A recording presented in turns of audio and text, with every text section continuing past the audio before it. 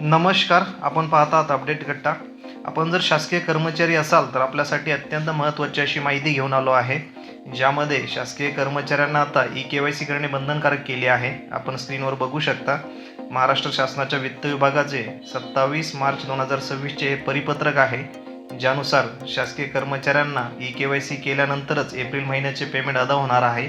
आणि हीच ई-के-वाय-सी मोबाईलवरून कशाप्रकारे करायची आणि ई-के-वाय-सी झाल्यानंतर आपल्याला जे प्रमाणपत्र द्यायचे आहे त्या प्रमाणपत्र देखील याच व्हिडिओमध्ये मी शेवटला देणार आहे तुम्हाला. त्यासाठी व्हिडिओ शेवटपर्यंत नक्की बघा. आणि चला वेळ वाया न घालता व्हिडिओला सुरुवात करू. त्या अगोदर आपण थोडंसं शासनाचं हे परिपत्रक बघून घ्या. स्क्रीनवर आहे, ज्यामध्ये आपण बघू शकता. थोडंसं खाली स्क्रॉल केल्यानंतर इथे बघा शासन परिपत्रक आहे, ज्यामध्ये शासकीय अधिकारी कर्मचारी यांना माहे एप्रिल 2026चे देय आणि मे मधला पगार हा देण्या अगोदर ई-के-वाय-सी करणे बंधनकारक आहे. आणि ही के-वाय-सी न केल्यास कर्मचाऱ्यांना वेतन अदा होणार नाही.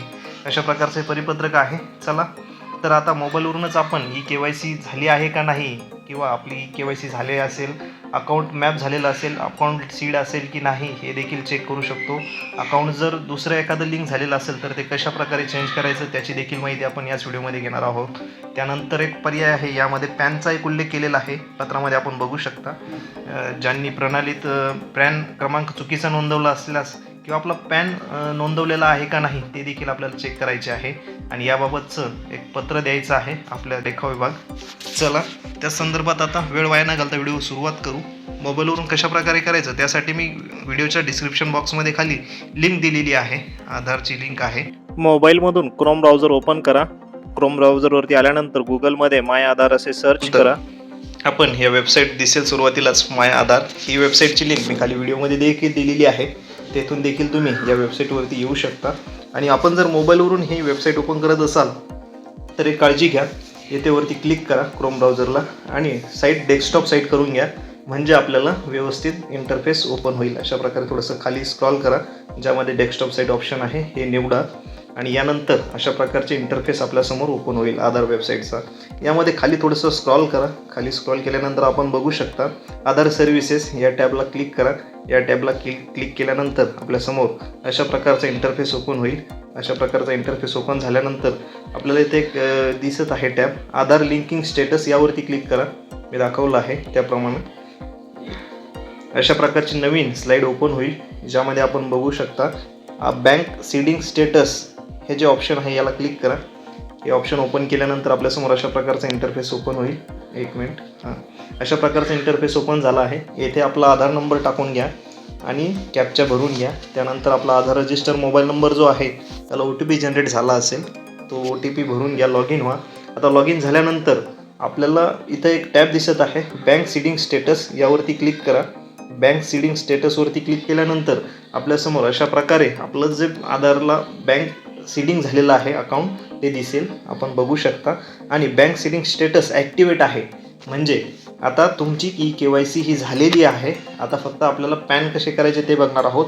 त्या अगोदर ज्या कर्मचाऱ्यांचे इथे जे आपलं पगार खातं जे आहे तेच इथे लिंक आहे का ते बघा, कारण ते जर अकाउंट लिंक नसेल तर कशाप्रकारे आपणास अकाउंट लिंक करायचे, किंवा ॲक्टिवेट जर दाखवत नसेल तर ॲक्टिवेट कसे करायचे त्यासाठी मी स्क्रीनवरती एक व्हिडिओ दाखवला आहे.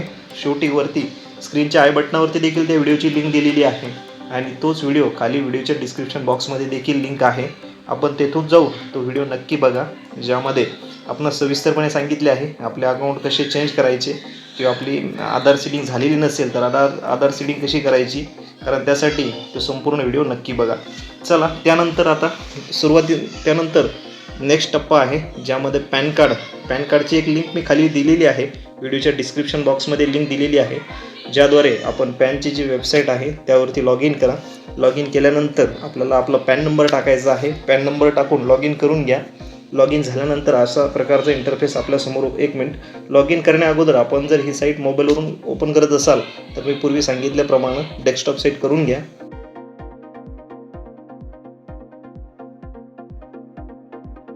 डेस्कटॉप साईट केल्यानंतर अशा प्रकारे आपण आता लॉग इन झाला आहात. लॉग इन झाल्यानंतर आपण बघू शकता येथे तुमचा पॅन नंबर टाकल्यानंतर आपण लॉग इन होऊ शकता. लॉग इन झालेला आहात अशा प्रकारे आपण बघा.